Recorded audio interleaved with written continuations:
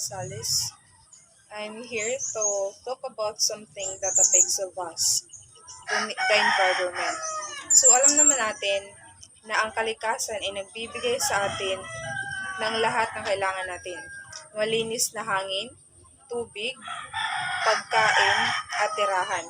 Pero sadly, because of pollution, deforestation, and climate change, unti-unti itong nasisira.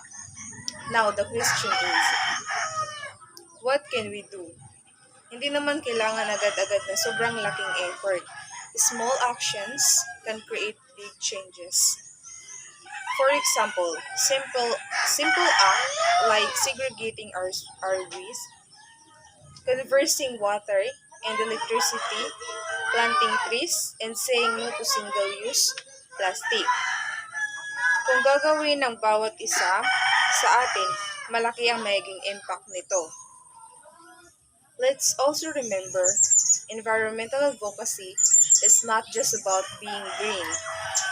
It's about protecting life, our life, and the life of future generations. Kaya importante na lahat tayo ay maging responsible stewards of nature. Hindi lang ito trabaho ng gobyerno o ng mga environmental groups, kundi trabaho ng bawat isa. So I encouraging all of you, start today.